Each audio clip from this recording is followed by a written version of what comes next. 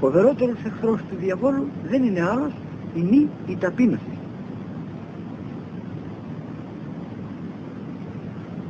Ας ακούσουμε και τον Κύριον μας ότι οι δαίμονες αποδιώκονται με την προσευχή και την νηστεία.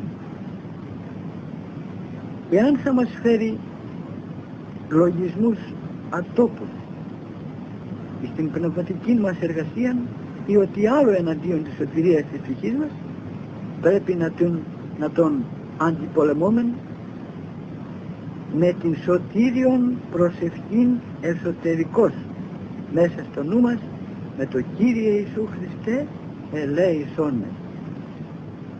Υπεραγία Θεοτόκε βοήθη. Και πάντοτε η ψυχή μας να διψά την γνώση της αληθείας, να διψά την συγχώρηση των αματιών, να διψά την ειρήνη της συνειδήσεως, να διψά την χαράν την ουράνιον, να διψά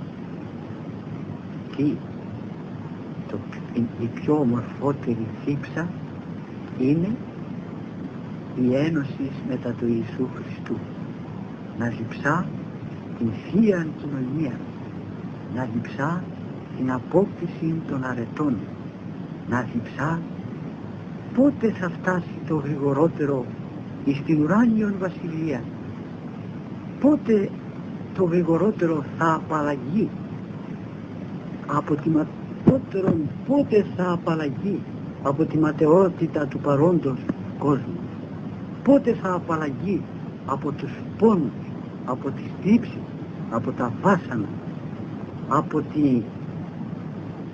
από την κακία που βασιλεί μέσα στις καρδιές των ανθρώπων. Πότε θα γίνουμε ελεύθεροι, πότε θα αποδεσμευθούμε από τα πάθη μας και τελικά να διψάει η ψυχή μας τη χαρά την αιώνιον, να διψά την ένωσή μας μετά του Θεού, για να ζήσουμε αιωνίως μαζί με τους Αγίους. Διότι πόσος είναι ο καιρός που θα ζήσουμε εδώ επάνω εις την γη. Αχ, αδελφοί μου, στους καιρούς αυτούς θα ψυχρανθεί η αγάπη των πολλών και θα υπάρξει θλίψεις πολύ, επιθέσεις εθνών, μεταναστεύσεις λαών, ακαταστασία μεγάλη, σπατάλη, αμέλεια, αδιαφορία δια την σωτηρία της ψυχής. Όλοι περίπου οι άνθρωποι θα είναι πρόθυμοι να τρέχουν στα τραπέζα, στους χορούς, στα γλέντια, θα τρέχουν να απολαμβάνουν τα γήινα αγαθά. Οι άνθρωποι θα είναι φιλόνικοι, θα είναι πολύ οκνηροί,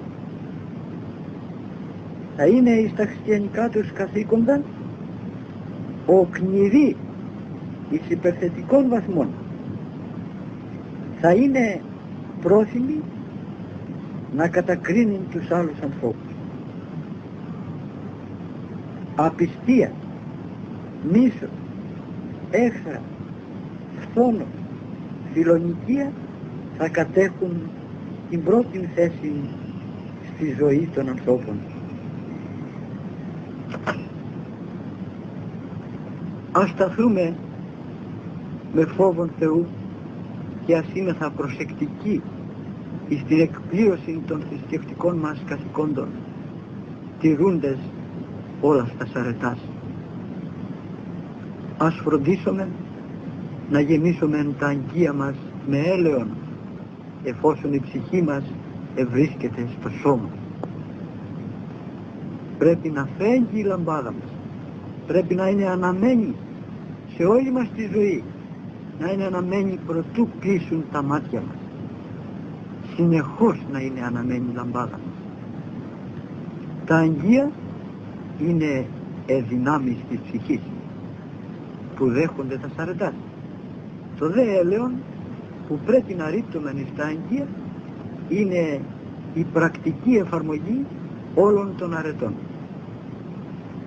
Η λαμπάδα που φέγγει συμβολίζει τον νου, ο οποίος μπορεί να δεχθεί την Θείαν Χάρη.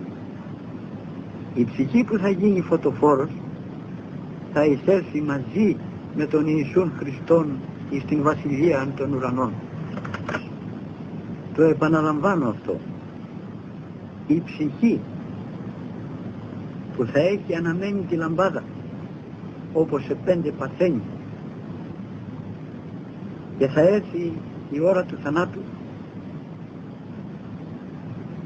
και η λαμπάδα θα είναι αναμένη, θα εισέλθει μετά του Ιησού Χριστού εις την Βασιλεία των Ουρανών.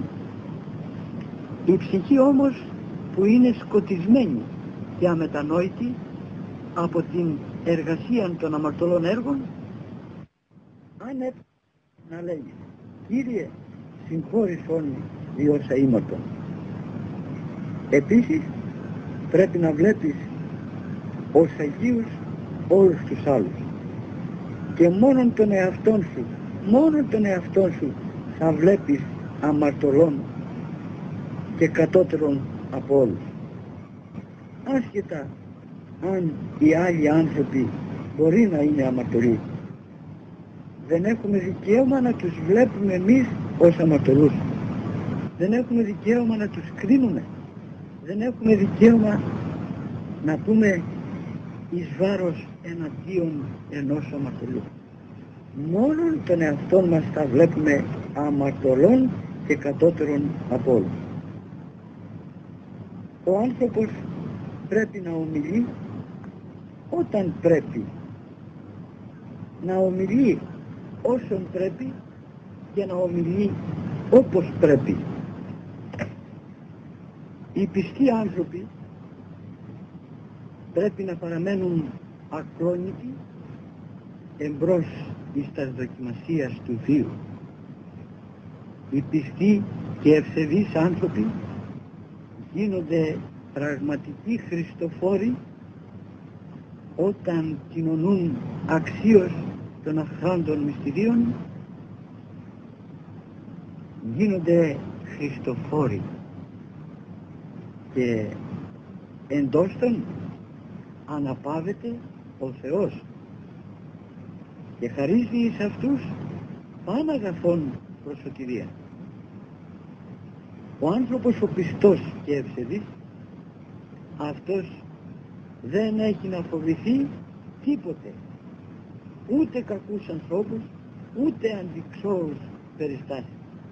Τίποτε δεν φοβηθεί, διότι η στήριξη των ελπίδων του εις τον Κύριον γίνεται πηγή δυνάμεως που αναμορφώνει και ολοκληρώνει των εσωτερικών άνθρωπων και την κοινωνία ευεργετεί και την εξηγαίνει. Ο φόβος του Θεού είναι η αρχή της αρετής. Ο φόβος γεννάται από την πίστη